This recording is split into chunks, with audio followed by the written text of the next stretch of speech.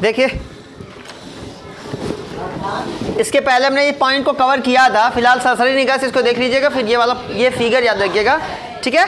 तो आज हमें पढ़ना क्या है कि कक्षा 9 का पहला चैप्टर जीव विज्ञान का, जिसमें हमने इसको पढ़ चुके हैं, हम यहाँ तक पढ़े, हमने यहाँ तक कवर किया हुआ था। इसके बाद हमें पढ़ना है। तो कोशिका क्या होती है आप जानिए, सरसरी निगाह से फटाफट इसको समझते हैं, ठीक है। तो शरीर की सबसे छोटी इकाई को, शरीर की सबसे छोटी इकाई को क्या कहते हैं? कोशिका कहते हैं। याद रखना, cell is the part not a part, Hindi में समझो तुम लोग एकदम ठेठे हो, है ना। मतलब ये शरीर की कोई अंग नहीं, ये शरीर का कोई अंग नहीं है। सेल जो कोशिका होती है, it not part of body, it unit of body. समझ रहे हो? मतलब ये शरीर की क्या है? एक इकाई है। ये शरीर का कोई अंग नहीं, जैसे हमारा आंख, कान, नाक, जीभ, त्वचा, ये क्या है? शरीर का एक अंग है। लेकिन कोशिका शरीर का कोई अंग नहीं है, ये शरीर का क्या है? एक इकाई है। इकाई क्यों कहते हैं उसको समझना है, तो मैं आपको समझा देता हूं कि क्यों शरीर की कोशिका को शरीर की इकाई, या कोई कोशिका की बात कर ले तो हर शरीर, देखिए जैसे हमारे शरीर के अंदर सांस लेने के लिए क्या बना हुआ है? कान बना हुआ है। क्या बना हुआ है? नाक बनी हुई है। क्या बनी हुई है? नाक बनी हुई है। सूंघने के लिए, है ना, सूंघने के लिए नाक, सुनने के लिए कान, है कि नहीं? यही ना भाई। जिह्वा, ये सब अलग अलग काम के लिए बने हुए हैं, तो इन्हें अंग बोला जाता है। अगर आपसे कोई पूछेगा शरीर की सबसे छोटी इकाई क्या है, तो आप कहेंगे कोशिका। क्या बोलेंगे आप? कोशिका। अगर पूछेगा शरीर का सबसे छोटा अंग, तब आप कोशिका नहीं बोलेंगे। क्यों नहीं बोलेंगे? अंग का मतलब, जैसे ये कमरा है, सपोज दैट ये कमरा है, कमरा पूरी धरती का सबसे छोटा कमरा है, लेकिन अगर इस कमरे के अंदर सबसे छोटे छोटे कमरे और बने हुए हों, तो उसे आप क्या बोलोगे? तब कौन दुनिया का सबसे छोटा कमरा कौन होगा? ये कमरा होगा कि इसके अंदर जो कमरा बना है वो कमरा होगा? इसके अंदर जो कमरा बना होगा वो सबसे छोटा होगा। इसलिए मैं कह रहा हूं कि जो सेल है ना, it not a part of body, ये शरीर का कोई अंग नहीं है कि नहीं? ये क्या है? ये एक यूनिट है। क्यों यूनिट है? क्योंकि इसके पास अपना खुद का भोजन बनाने का, ये अपना भोजन कोशिका स्वयं बना सकती है। इसके पास अपना भोजन स्वयं का रहता है। रहता कहाँ है? माइटोकॉन्ड्रिया में। ये अपना भोजन, ये अपना पोषण, अपना भोजन स्वयं पचा सकता है गाल्जी काय के द्वारा। समझ रहे हैं? अपना प्रोटीन स्वयं बना सकता है एंडोप्लाज्मिक रेटिकुलम के द्वारा। कोशिका विभाजन कर सकता है राइबोसोम के द्वारा, वो अपना प्रोटीन बना सकता है। मतलब कोशिका के अंदर, एक कोशिका के अंदर इतनी क्वालिटी होती है कि वो जनन भी कर सकती है। एक कोशिका जनन करके अगली कोशिका को पैदा भी कर सकती है। इसीलिए उसे शरीर का कोई अंग नहीं बोला जाता। अंग का मतलब क्या होता है? वह भाग जो किसी एक काम को करता हो उसे अंग कहते हैं। हाथ से खाना खाते हैं, लपड़ियाए भी जाते हैं आप लोग, तो ये एक स्पेशली काम है, इसका एक विशेष काम होता है। नाक से यहाँ से फरुआ पकड़ के कबो खान के दिखाओ, कर देंगे? नहीं, इसका स्पेशल काम। अंग का मतलब होता है वो जिस काम के लिए बना है वो वही काम केवल करेगा, वो दूसरा काम नहीं करेगा, तब उसे अंग बोला जाता है। लेकिन जब कोई एक ही अंग कई सारे काम करता है तो उसे क्या बोला जाता है? यूनिट बोला जाता है, इकाई बोला जाता है। तो कोई पूछेगा शरीर को कोशिका की इकाई क्यों बोला जाता है, तो आप कहेंगे कि इसमें हर काम के लिए विशेष अंग पाए जाते हैं। एक कोशिका अपना भोजन भी बना सकती है, पाचन भी कर सकती है, शोषण भी कर सकती है, जनन तक कर सकती है, जिसकी वजह से इसे शरीर की क्या बोला जाता है? इकाई बोला जाता है। समझ में आ गई बात? तो इकाई समझ में आया कि इकाई क्यों? आप कभी नहीं कहेंगे कि कोशिका शरीर का क्या है? अंग है। अंग का मतलब भाग तो है, लेकिन वो शरीर का कोई अंग नहीं, मतलब वो हमारे शरीर में ही तो है कोशिका। तो भाई जो हमारे शरीर में भाई जिससे मिलके हम बने हुए हैं वही तो भाग कहलाएगा। लेकिन याद रखिएगा कोशिका शरीर का कोई भाग नहीं है, कोई अंग नहीं है, वो कोई स्पेशल अंग नहीं है। जैसे आप यहाँ से उठाया कहिए ये मेरा हाथ है, ये मेरी नाक, तो आप कभी नहीं कहेंगे ये मेरी कोशिका है। कभी कहो नहीं। कई कोशिकाएं मिलके क्या बनाती हैं? ऊतक बनाती हैं। ऊतक मिलके क्या बनाते हैं? अंग बनाते हैं। तो फिर हम अंग की पहचान करते हैं, ये मेरा हाथ है, तो केवल अकेले का हाथ नहीं, इसके अंदर कोशिका, इसके अंदर ऊतक है, तब जाके एक अंग बनता है। तो आप कहेंगे कि कोशिका शरीर की क्या है? एक इकाई है, अंग नहीं है। कोशिका की खोज सबसे पहले किसने की थी? रॉबर्ट हुक ने सन 1665 ईस्वी में की थी। जिन्होंने, ये क्वेश्चन पूछा जाता है कि उन्होंने सबसे पहले कहाँ देखा हुआ था? याद रखिएगा कि उन्होंने एक मरी हुई कोशिका को देखा था। समझ रहे हैं? उन्होंने किसको देखा था? एक मरी हुई कोशिका, कार्क में देखा था। एक मृत जीव के अंदर उन्होंने देखा कि प्याज, जैसे प्याज है ना, प्याज को आप सूक्ष्मदर्शी से देखेंगे तो कोष्ठक की जैसे संरचना है, जगह जगह कोष्ठक, जैसे मधुमक्खी का छत्ता होता है ना, वैसी संरचनाएं उन्होंने देखा तो उन्होंने कहा ये क्या है, तब उन्होंने कहा कि इसे क्या बोला, उसे सेल बोला, उसे बोला ये कोशिका है। और ये सभी जीवों के शरीर में पाए जाते हैं। सभी जीव का निर्माण इन्हीं छोटी छोटी कोशिकाओं से हुआ है। समझ में आ गया? यहाँ तक दिक्कत नहीं ना? कोशिका के बारे में क्लियर है? चलिए आगे बात करते हैं कोशिका सिद्धांत। कोशिका सिद्धांत किसने दिया था? तो कोशिका सिद्धांत दो वैज्ञानिक थे जिनका नाम था स्लाइडेन और स्वान ने। कौन थे भाई? स्लाइडेन और स्वान। देखिए कोशिका सिद्धांत बार बार पूछे जाने वाले क्वेश्चन है, ये किसी से भी पूछा जा सकता है। बेसिकली ये कक्षा 11, 12 दोनों में पाया जाता है ना, दो मतलब इनसे भी पूछा जा सकता है, आपसे भी, तो ध्यान में रखिएगा। तो होता क्या है कोशिका सिद्धांत का मतलब क्या होता है? कोशिका सिद्धांत किसने बनाया था? तो किसने बनाया था? स्लाइडेन और स्वान। नाम याद रखिएगा, क्या नाम था? स्लाइडेन और स्वान, जिन्होंने बताया था कि पृथ्वी पर किसी भी जीव का निर्माण, आप जानते हैं जीव कितने प्रकार के होते हैं। वैसे अब भोजन के आधार पे बात करेंगे। भोजन जीवों को कई तरह से, जैसे शरीर की बनावट के आधार पे, कभी शरीर के बनावट के आधार पे अलग किया जाता है, कभी भोजन के आधार पे। आप मुझसे कैसे अलग है? आप और मेरे अंदर क्या ऐसी क्वालिटी है कि आप मुझसे अलग हो? मैं गाय और हम लोग एक दूसरे से क्यों अलग हैं? है कि नहीं? वो दूध देती है, हम लोग पी जाते हैं, हम लोग डायरेक्ट, है कि नहीं? हम कुछ नहीं, दुनिया के सबसे स्वार्थी आदमी हम हैं, है कि नहीं? फिलहाल समझते हैं। तो हम एक जीव दूसरे जीव से किन किन बेसों पे, किस आधार पे, जैसे आप मुझ में और हम लोग, आप में मुझ में क्या फ़र्क है? आप अलग हो, मैं अलग हूँ, है कि नहीं? कुत्ता अलग कैसे होता है बिल्ली से, जबकि शेर बाघ दोनों बिल्ली बाघ दोनों एक जैसे होते हैं, लेकिन दोनों को अलग क्यों रखा गया, है कि नहीं? ये तो किन बेसों के आधार पे, किस लक्षणों के आधार पे उन्हें, जब आप वर्गीकरण पढ़ रहे थे तो वर्गीकरण में मैंने आपको ये बताया था कि किसी जीव को वर्गीकृत किन बेसों पे किया जाता है। तो पहला, सबसे पहली श्वसन या शारीरिक बनावट, कैसे वो बना हुआ है। बनने का मतलब कोई जीव दो तरह से बनेगा, शरीर की बनावट के आधार पे, संगठन के आधार पे, या तो वो एक कोशिकी होगा या तो वो क्या होगा? बहुकोशिकी होगा। समझ रहे हैं बात को? एक कोशिकी वह जीव जिसका संपूर्ण क्रियाकलाप, मतलब वो सारे काम किसके द्वारा करता होगा? एक कोशिका। हमारे नाक में ही करोड़ों कोशिकाएं, कान की तो बातें छोड़ दो, हाथ तो माशाअल्लाह। मतलब सोच लीजिए, हम लोगों के पास हर अंग, हर काम के लिए एक स्पेशल अंग है, लेकिन कुछ ऐसे जीव हैं जिनके पास केवल एक ही कोशिका है, उसमें सब कांड करना बेचारे को। खाना उसी से, जनन उसी से, भोजन का पाचन उसी से। हम लोगों को तो यहाँ बड़ा मशीन लगी रहती है ना, बचपन वाला, वो अंदर पीस के मैदा बनाती है, ऐसा कुछ नहीं होता। आप जानते हो ना, अब तो हम धीरे धीरे वाकिफ़ हो गए कि पेट कैसे काम करता है, कि नहीं भाई साहब? सुधीर भाई खाते हैं पूरे मजबूती से, यार इतने रही तो है कुछ दिन में। आइएगा, मोस्ट वेलकम। फिलहाल समझ रहे हैं बात को? तो क्या होता है? तो कोशिका पहला समझ गए, कोशिकीय संगठन के आधार पे। जो अब आप कोशिका सिद्धांत समझेंगे, इससे पहले इस पॉइंट को समझना जरूरी है कि जीव जो होते हैं उन्हें किन आधारों पे वर्गीकृत किया जाता है। तो पहले कोशिका संगठन, शरीर की बनावट के आधार पे दो तरह से डिवाइड करेंगे। एक कौन सा होता है भाई? एक होता है एक कोशिकी, एक होता है बहुकोशिकी। क्योंकि हिंदी में दो ही वचन होते हैं, या तो उसे आप क्या बोलोगे? एक कोशिकी, और उसके बाद एक वचन, उसके बाद बहुकोशिकी। एक कोशिकी या बहुकोशिकी, एक वचन या बहुवचन। तो एक के बाद बहु, तो एक कोशिका, उसके बाद बहुत सारी कोशिका। जिसमें दो भी कोशिका पाई जाएगी, जिस जीव में दो कोशिका भी पाई जाएगी, उसे क्या बोला जाएगा? बहुकोशिकी ही बोला जाएगा। ठीक है, तो समझ में। अब पोषण की बात कर ले। खाना खाने के आधार पे जीव कितने प्रकार के होंगे? अगर 3 प्रकार के होंगे। कौन कौन? वैसे 2 प्रकार के होंगे। पोषण के आधार पे कितने होंगे? 2। कौन कौन सा? स्वपोषी और परपोषी। वह जीव जो अपना भोजन स्वयं बनाता हो, वह जीव जो अपना भोजन स्वयं बनाता हो, वो स्वपोषी होता है। ये आप जानते हो, ये तो बेसिक चीज़ बता रहा हूँ आपको। वैसे बताना नहीं चाहिए, लेकिन कई ऐसे महापुरुष हैं जिनको ये भी नहीं आता होगा। ठीक है, अपनी भावनाओं को समझिए, अपने आप को पहचानिए। आपके अंदर एक क्वालिटी आप पकड़ सकते हो पॉइंट को। ठीक है, पकड़िए। कोई देखिए बहुत टफ नहीं होता, केवल आप दिमाग में ये चीज़ रखना, आई कैन डू दैट, मैं ये कर सकता हूँ, मुझे इंग्लिश आती है जी, मैं अब अंग्रेजी में पढ़ाऊँगा, मज़ा आ रही है। जानते मैं इसलिए नहीं पढ़ाता क्योंकि हम यूपी बोर्ड वाले इंग्लिश में इतने PhD इतने पढ़े लिखे होते हैं, इतने ग्रेजुएट होते हैं इंग्लिश में, पूछो मत। आई हम चलती आंदा पेड़वा पर, मतलब हमारी अंग्रेजी तो माशाअल्लाह है कि नहीं?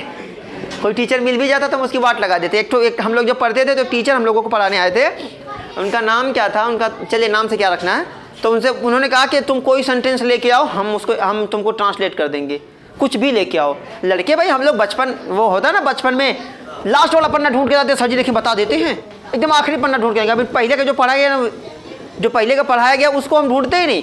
पहले चैप्टर का पढ़ाया गया, पहला चैप्टर पढ़ा दिया जाए, दूसरा चैप्टर पढ़ा दिया जाए, तीसरा पढ़ा दिया जाए, चौथा छोड़ के 5वां पढ़ा दिया जाए।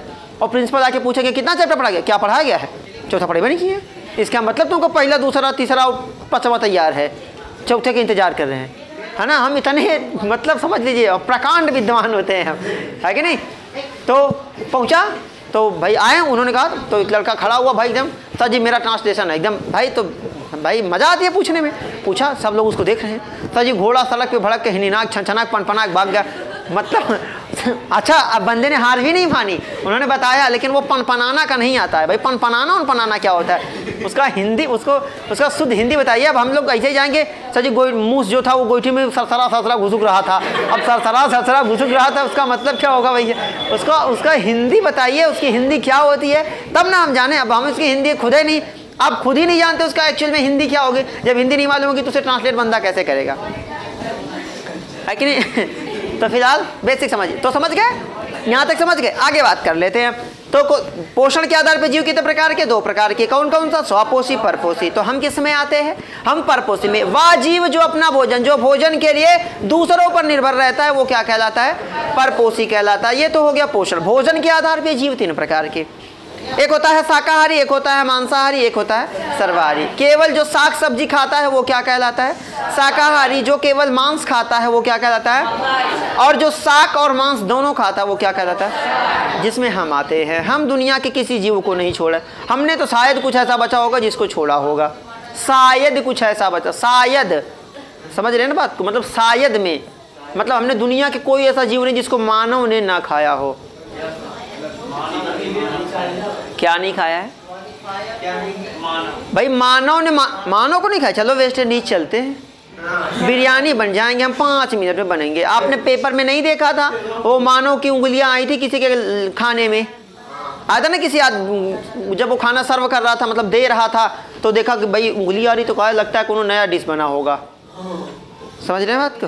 हाँ, तो चाइना में भाई हम जैसे हमारे यहाँ बकरीद होती है ना, वैसे चाइना में उस दिन बिल्लियाँ काटी जाती हैं, cut cut cut cut cut cut cut cut cut काटे, मज़ा आ जानी होगी ना, एकदम पूरा भंडारा करते होंगे ससुरे। अरे वहाँ के रूल आप सुनोगे तो अजीबोगरीब रूल है। वहाँ पे अगर आपके कुत्ते के गले में पट्टा नहीं है ना, नाम वाला सिंबल नहीं, तो गायब है कुत्ता, गया। समझ रहे हो बात। हाँ, तो वहाँ अपने एकदम मजबूत वाला सीकड़ वाला बांध के छोड़िएगा। अगर रास्ते में बिना नाम का है बिल्ला, गायब हो गया भैया, बिल्ला हो चाहे पिल्ला हो, सब गायब है। समझ रहे हो, सब गायब हो जाएंगे। तो समझ गए। तो कोशिका सिद्धांत अब समझेंगे तो आ जाएगा। कोशिका सिद्धांत में 2 पॉइंट थे। ऐसे पॉइंट आप बहुत सारे बढ़ा के लिख सकते हो, निचोड़ आप समझिए। किसी भी जीव का निर्माण कोशिका या कोशिकाओं से हुआ होगा, या किसी भी जीव का निर्माण, जब किसी जीव की उत्पत्ति होगी तो उसका निर्माण या तो कोशिका से होगा, मतलब एक वचन क्या होगा, कोशिका, तो वो क्या कहलाएगा, एक कोशिकी। किसी जीव का निर्माण किससे होगा, कोशिका से होगा, या फिर किससे होगा, कोशिकाओं से होगा। किसी भी जीव का निर्माण कोशिका या कोशिकाओं से होता है, तो कहने का मतलब पृथ्वी पर जीव या तो एक कोशिकी होगा या तो क्या होगा। अगला पॉइंट, किसी भी जीव का निर्माण पूर्ववर्ती जीवित कोशिका से होता है। किसी भी जीव का निर्माण पूर्ववर्ती जीवित कोशिका से होता है। कहने का मतलब हमारी उत्पत्ति, आपकी उत्पत्ति, फलाना डिमका ढिकाना, सबकी उत्पत्ति किससे हुई होगी, किसी भी जीव का निर्माण हुआ होगा तो हमारे जनक रहे होंगे, माता पिता रहे होंगे। कोशिका आपने पढ़ा हुआ है, मानव जनन मैंने पढ़ाया हुआ है पीछे कई बार बताया हुआ कि कैसे कोशिका विभाजित होती है अर्धसूत्री विभाजन द्वारा। 1 कोशिका, 4 कोशिका, 4 कोशिका, 16 कोशिका, 16 कोशिका, 64 कोशिका, ऐसे विभाजित होते होते हमारा ये शरीर बना हुआ है स्मार्ट वाला। समझ रहे हो। अगर किसी को आधार कार्ड से देख के जाइए, आधार कार्ड से समझ में आता है। शादी करने जाइए, आधार कार्ड देख जाइए, ये वाला मेरा प्राकृतिक ब्यूटी एक्चुअल वाला फिलहाल है कि नहीं। तो समझिए, तो किसी भी जीव का निर्माण कोशिका या कोशिकाओं से होगा।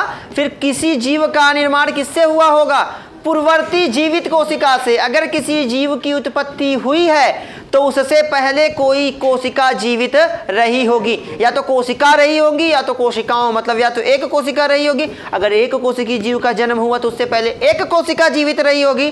बहुकोशिकी जीव की उत्पत्ति हुई तो उससे पहले बहुत कोशिकाएं जीवित रही होंगी, जो आगे क्या होकर टूट कर विभाजित होकर नई कोशिकाओं की क्या कर रही हैं, उत्पत्ति कर रही है। तो किसी भी पॉइंट समझ में आ गया।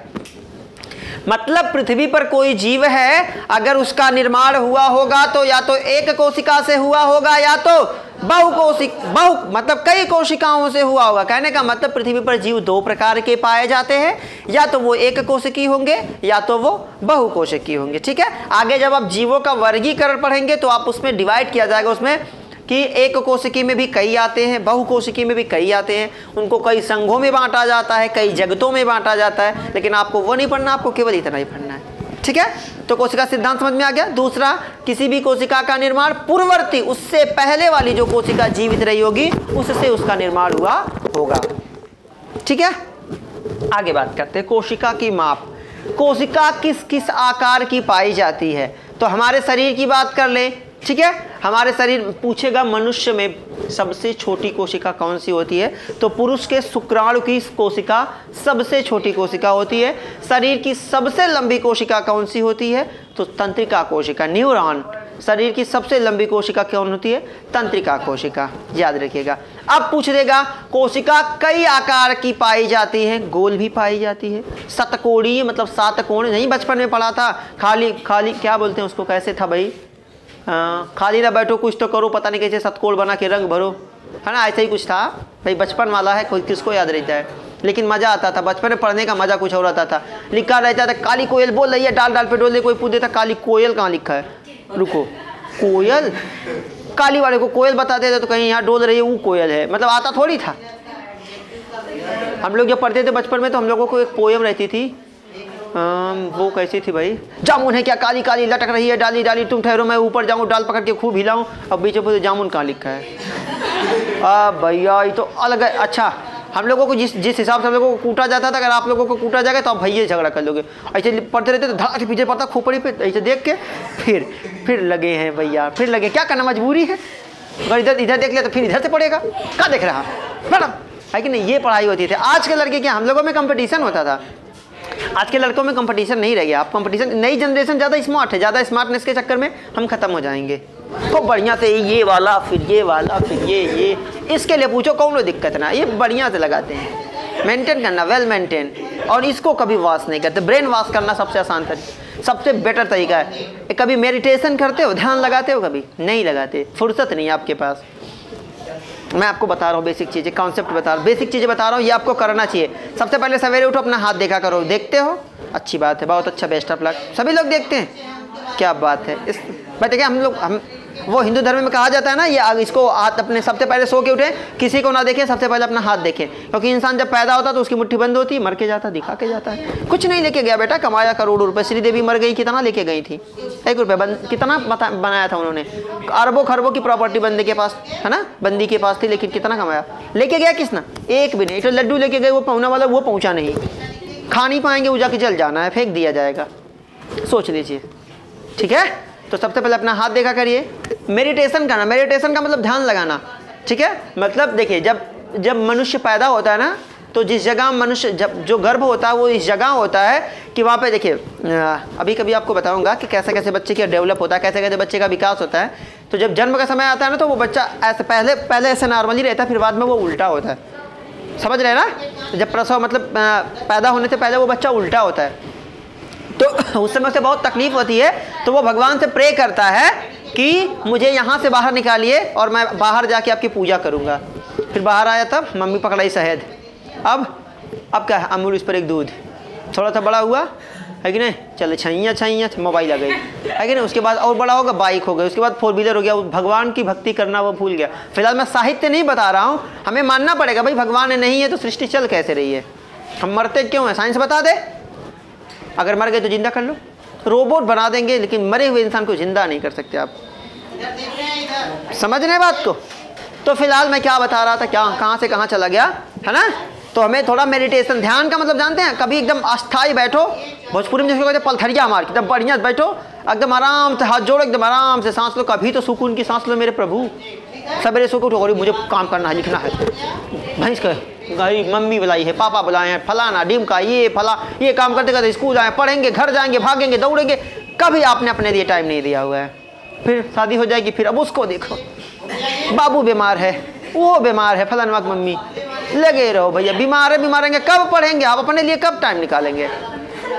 तो जब पोता हो जाएगा पोता बीमार भैया, जो नरी बोवे के लहसुन प्याज धनिया पुदीना लगे पड़े रहेंगे, कभी सुकून नहीं पाना है हमें, सुकून कभी नहीं पाएंगे। तो ध्यान लगाना जरूरी नहीं कि भगवान का ही ध्यान, आराम से बैठिए अपना, रात में जब सोने जाइए तो पूरा दिन का कैलकुलेशन कीजिए कि आज आपने दिन में पूरा टोटल क्या किया। सोते हैं ना कि सोने भी नहीं जाते होगे, जब सोते हैं ना, जब सोते तो आराम से 2 मिनट सोच लेंगे दिन में आपने कितना कमाया कितना खोया, आपने क्या आज नया सीखा, आपने क्या कुछ गंवाया। कभी सोचा करिए, अब जिस दिन ये सोचने लगोगे उस दिन कुछ करने लगोगे, आपको लगेगा यार मैं 10 रुपये तो समोसा खा के सीखा, 1 रुपये नहीं, फिर कल सोचोगे यार मैं नुकसान जा रहा है कि नहीं। एक दिन का 18-19 रुपये स्कूल का कितना आ जाता होगा, 18 रुपये आता होगा, 18 कितना रुपये आता है, 10 तिहाई 300, 10 का नहीं आता है, 9 तिहाई 9 त्रिक 27 नहीं, 8 त्रिक 24 नहीं 7 त्रिक 21, हाँ 7 रुपया लगभग आ जाता है एक दिन का, आ जाता है ना जी, 7 रुपये आ जाता है आपका मैक्सिमम। और कितना रुपये कमा के जाते हो, 7 रुपये खाइए और 5 रुपये पाउंड समोसा, 72 रुपये 80-700-800 का जूता, और है जो सब लगा ये सब तो प्लस में है, तेल साबुन जो लगा है कि नहीं, बाकी क्रीम पाउडर जो लगा है गाड़ी को मेंटेनेंस करने में उतना अलग बात है। फिलहाल तो ये सब सोचा करिए। आप साइंस वाले हो, देखो साइंस के स्टूडेंट के पास तो पहली चीज़ टाइम ही नहीं होती। साइंस का मतलब खुरापाती। एडिसन को जानते थे, पढ़ा है, जीवन ही पढ़ा है, मतलब बंदे उन्होंने देखा कि चिड़िया उड़ रही है, कैसे उड़ रही है, तो देखा कोई चिड़िया को कीड़ा मकोड़ा खा के उड़ा जाता है, अपने चाची की लड़कियों को कीड़ा खिला के छत पर से धक्का दे उड़ो, मतलब ये होते हैं। अब तुम मत करना भाई वरना मेरी बात लगने वाली है कि नहीं, मतलब ये होते हैं साइंस के स्टूडेंट, खुरापाती फालतू चीज़ें सोचिए। अचानक गाड़ी से जा रहा हूँ, साइकिल से जा रहा हूँ, अगर मेरा चैन उतर गया और मेरा पैर जो है कांटों में फंस गया, कैसे उलझ जाएगा, तो मैं किधर की साइकिल चलाऊंगा। अचानक चल रहा हूँ, हंडिल उखड़ गए है कि नहीं, अचानक वो रिंग टेढ़ी हो जाए है कि नहीं, अचानक वो क्या बोलते हैं टूट जाए, राड जो उसमें लगा होता है वो टूट जाए, मैं गिरूंगा कहाँ मुझे चोट लगी। ये कल्पना कीजिए। जहाँ आपने पढ़ा है कि कक्षा 6 में, जहाँ जिज्ञासा ही विज्ञान की जननी है, जहाँ कुछ सोचोगे वही कुछ बनेगा, नहीं सोचोगे नहीं बनने वाला। ठीक है, खत्म करते हैं, नहीं तो आज भी हम वहीं रह जाएंगे। तो बात करते हैं पृथ्वी पर सबसे बड़ी कोशिका। सबसे बड़ी कोशिका कौन सी होती है, तो शुतुरमुर्ग के अंडे की कोशिका सबसे बड़ी कोशिका, और सबसे छोटी कोशिका किसकी होती है, माइकोप्लाज्मा की या माइकोप्लाज्म की होती है। यह याद रखिएगा, ये कॉम्पिटिटिव एग्जाम में पूछे जाते हैं। सबसे बड़ी कोशिका किसकी होती है, तो शुतुरमुर्ग के अंडे की। सबसे छोटी कोशिका किसकी होती है, तो माइकोप्लाज्मा की। ठीक है, अब बात करते हैं कोशिकांग की। कोशिका के अंदर पाए जाने वाले जीवित अंगकों को, अब मैं आधे लोग से पूछूंगा, सिकंदर भाई याद रखिएगा, कोशिकांग पूछूंगा तो एग्जाम्पल ना बताना, कोशिकांग की परिभाषा ही बताना। ठीक है, कोशिकांग किसे कहते हैं, तो कोशिका के अंदर, कोशिका के अंग, कोशिका के अंदर पाए जाने वाले जीवित अंगों को, अंगकों को कोशिकांग बोला जाता है। कोशिका के अंदर पाए जाने वाले जीवित अंगकों को क्या बोलते हैं, कोशिकांग बोलते हैं, जो कई तरह के होते हैं। इसको समझने के लिए हमें कोशिका को 2 भागों में डिवाइड कर देना है, एक पादप कोशिका बना देना है, दूसरी जंतु कोशिका। ये रही आपकी पादप कोशिका और ये रही आपकी जंतु कोशिका। ठीक है, कुछ फिगर बता देता हूँ, इसके बाद आगे बताता हूँ आपको लंच के बाद। ठीक है, ये क्या बोला जाता है, इसे बोला जाता है वैक्यूल। वैक्यूल को हिंदी में बोला जाता है रिक्तिका, इसी को बोला जाता है रसधानी। क्या बोला जाता है, याद रखिएगा, रसधानी, वैक्यूल, रिक्तिका, तीनों इसी का नाम है। अगर दे दिया वैक्यूल क्या होता है, हिंदी में लिख के दे देता है वैक्यूल। एनसीईआरटी देख ही रहे हैं क्या काम करवा रही है ना। वैक्यूल इंग्लिश वाले वर्ड को हिंदी में लिखा जाता है और अलग मजा आ जाता है ना। तो वैक्यूल क्या होता है, कोशिका के अंदर, पादप कोशिका में वैक्यूल बड़ी होती है। जब आप अंतर लिखेंगे तो देखिए प्रमुख अंतर समझ जाइए कि पादप कोशिका और जंतु कोशिका में प्रमुख अंतर क्या होता है। तो पादप कोशिका, पेड़ पौधों की कोशिका के बाहर कोशिका भित्ति पाई जाती है, जबकि जंतु कोशिका में कोई कोशिका भित्ति नहीं पाई जाती। ये पॉइंट सबसे जरूरी है। पादप कोशिका में कोशिका भित्ति पाई जाती है, जबकि जंतु कोशिका में कोई किसी प्रकार का कोई आवरण नहीं पाया जाता, केवल प्लाज्मा झिल्ली पाई जाती, जिसके बारे में हम पढ़ेंगे, प्लाज्मेला के बारे में। तो वैक्यूल, पादप कोशिका में वैक्यूल बड़ा होता है, जबकि जंतु कोशिका में वैक्यूल क्या होता है, छोटा होता है। तो ये वैक्यूल क्या है? एक कोशिकांग है। माइटोकॉन्ड्रिया, माइटोकॉन्ड्रिया के बारे में आप जानते हो, माइटोकॉन्ड्रिया को कोशिका का क्या बोला जाता है? पावर हाउस बोला जाता है। पावर हाउस का मतलब कोशिका को भोजन देने का काम कौन करता है? माइटोकॉन्ड्रिया करता है। इसके बारे में हम विस्तार से पढ़ेंगे एक एक अंग के बारे में। राइबोसोम प्रोटीन संश्लेषण का काम करता है। कोशिका के अंदर प्रोटीन बनाने का काम कौन करता है? राइबोसोम करता है। बात करते हैं हरित लवक की, तो यही हरित लवक, यही प्लास्टिड क्या होता है भोजन बनाने में? पौधों में हरित लवक, हरा वाला लवक ना, जो भोजन बनाने में क्या करता है? सहायता करता है। अगर इसी प्लास्टिड को, इसी हरित लवक को कोशिका से बाहर कर दिया जाए तो पौधे कभी भोजन नहीं बना सकते। क्लियर है? आगे बात करते भाई एंडोप्लाज्मिक, ER एंडोप्लाज्मिक रेटिकुलम क्या होता है? ER इसका शॉर्ट फॉर्म होता है एंडोप्लाज्मिक रेटिकुलम। इसको हिंदी में बोला जाता है अंतः प्रद्रव्यी जालिका, जो कि कोशिका विभाजन के समय सहायता करती है। एक बहुविकल्पी क्वेश्चन बन के आता है कि कोशिका विभाजन में सबसे प्रमुख, सबसे पहला रोल किसका होता है? तो याद रखिएगा, सबसे पहले आपका क्वेश्चन है कि कोशिका विभाजन में सबसे महत्वपूर्ण योगदान किसका होता है? ER का होता है, एंडोप्लाज्मिक रेटिकुलम का, जिसको हिंदी में बोला जाता है अंतःप्रद्रव्यी जालिका।